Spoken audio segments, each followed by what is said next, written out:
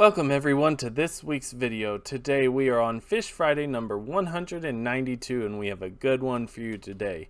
Today's fish was requested by someone from the community and it is a beautiful addition to our repertoire of fish that we've been talking about.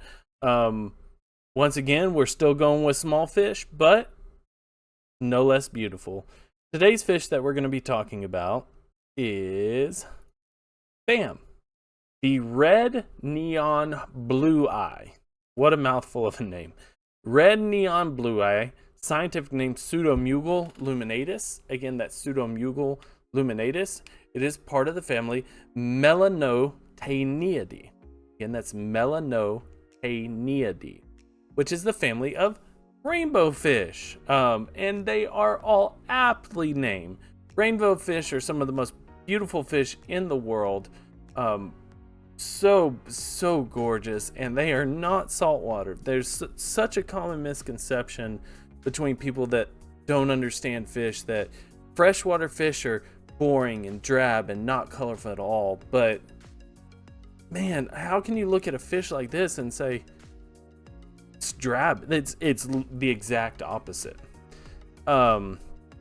Exact opposite. And what's surprising about this, and kind of going along with a theme that we've been running for the past few weeks, through no intent whatsoever, this is actually another new species that was only officially described in 2016, which is crazy because it's been very prevalent in the aquarium hobby since 2011.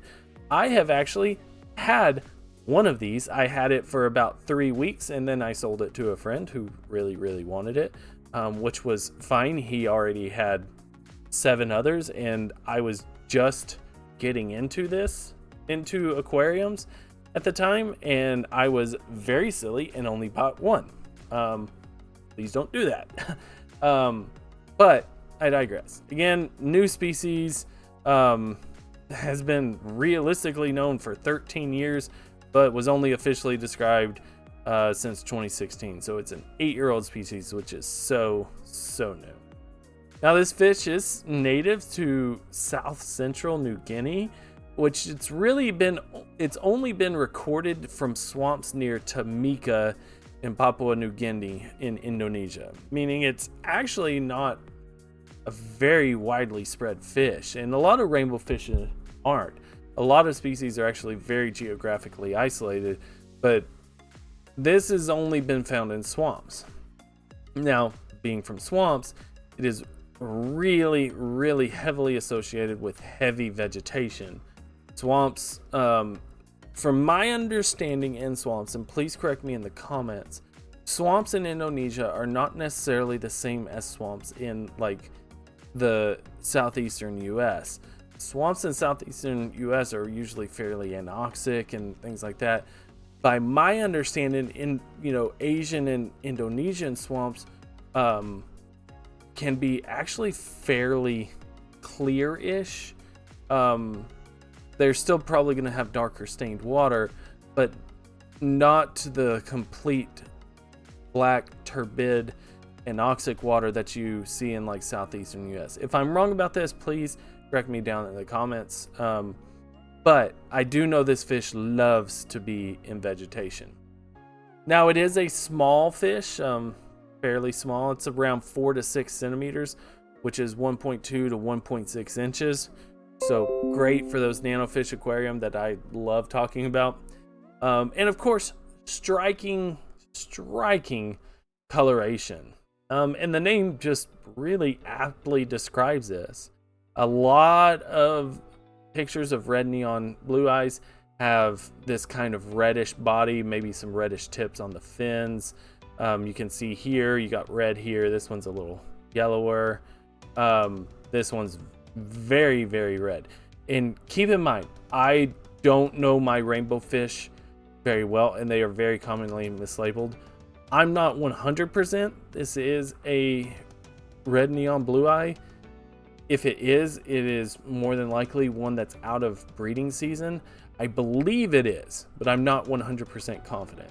I believe it is, and it's just out of breeding, which is why it doesn't really have like these real darker fins, and that's fairly common with fish species outside of breeding season. They'll lose some coloration, especially on their fins and in between their fin rays.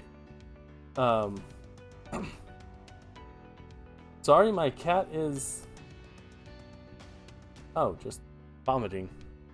Okay, well, I know what I'm going to be doing after this. Anyway, so it has this striking coloration, but of course red neon blue eye, and it has this gorgeous striking blue eye, extremely aptly named. It also has this bright stripe along the backbone, which there are some accounts out there that say the males can actually flash this stripe during mating season. They'll turn basically the stripe on and off. I don't know. I'm wondering if they're just contorting their bodies and kind of having the light do extra reflect and then not reflect as much, which fish are very good at doing. Again, I don't have a ton of experience with this fish, so if someone does, please say yes, they do that. To me, it seems like the way this fish's color, especially on the stripe on the back, I don't see that being a coloration that flashes like some of the others. But regardless, you got these beautiful spotted fins, real kind of peppered pattern, and you get these orangish tips, 2 dorsal fins, which is, a diagnostic characteristic. And then you got this thread-like fin ray. And I believe that's just kind of common throughout the rainbow fish. But something else that's interesting about the fins is how high the pectoral fins are set on the body. Rainbow fish are very much sort of your mid to top water species. Some of them are a little more mid to bottom waters, but most of your smaller rainbow fish are kind of more top water species. When you see top water species, you'll actually see a lot of them have these fins set high above in their body shape, especially when you see this upturned mouth right here. That usually points to them actually feeding from above. Now, males are the more colorful of the species, so if I was looking at this picture, I'd say that this one here is the male and this one's the female. However, I thought males were slightly larger than females in rainbow fish, so I don't want to 100% say that male female. It could just be different color variants, which, keep in mind, rainbow fish do have many color variants, and it can be very difficult unless you know exactly what to look for, whether you're looking at a different species or you're just looking at a different color variant. Because keep in mind, this fish, even though it had been in the aquarium trade, common in the aquarium trade since 2011, it was only actually decided as a new species in probably about 2014 and officially described in 2016. So that can tell you how difficult telling rainbow fish apart from each other actually is. Now, like all other rainbow fish, however, this one I am confident they are extremely active swimmer. These are not your sluggish moving fish. These fish are constantly on the move, constantly on the move. And when you have a smaller fish that's an active swimmer, you have a pretty voracious predator. Maybe not a predator in terms of like you think, but these things thrive on microcrustaceans. They are constantly looking for small insects, small plankton, slightly larger plankton, but macroinvertebrates. They are constantly looking to try and find food.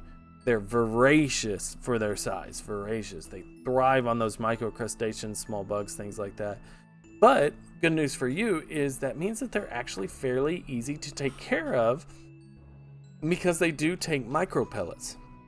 Now, as with any fish species, you should make sure that your fish are getting a pretty varied diet, allowing them to get all the nutrients that they should.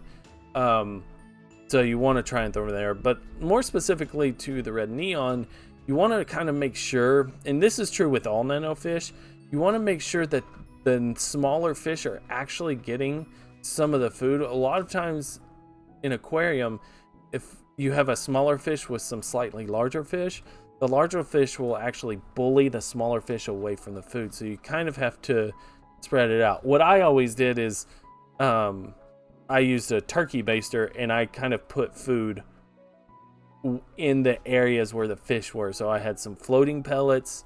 I loved pellet food, by the way. So I had some floating pellets that would help my top waters, and I'd get a turkey baster and kind of do a couple of squirts of pellets in like your mid stuff, and then sinking pellets for the stuff on the bottom. And I would use the turkey baster to make sure it was on the bottom as well. But for the interesting fact that we're going to end the video on, and because of its geographic range, it shouldn't really be that surprised, but it is actually listed as endangered. This is an endangered species. IUCN classified this as endangered, and yet it is so common in the aquarium trade. Now, some people would think that that's really scary because, you know, if they're wild caught specimens, you know, they could really damage the populations, especially when the populations are already stressed due to, like, you know, upland practices causing excess sedimentation, fertilization practices causing excess nutrition, and things like that. But actually, even though it's listed as endangered, it's one of those fish that is surprisingly easy to breed. So even though it's an endangered fish, please make sure you're getting all your fish from reputable sources.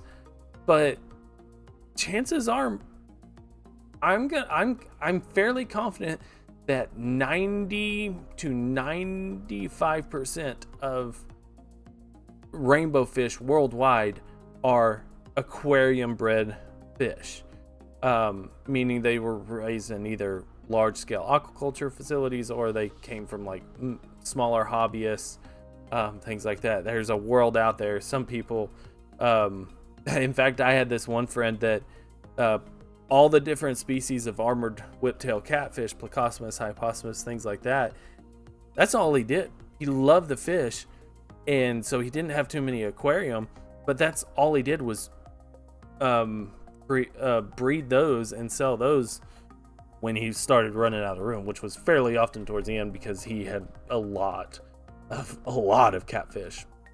So it's that interesting dichotomy that you can run into in the aquarium world. Just because a fish is endangered does not necessarily mean that you can't have it in your aquarium, and even one of those that maybe it's okay, it's good, and it's one of those, it might even help.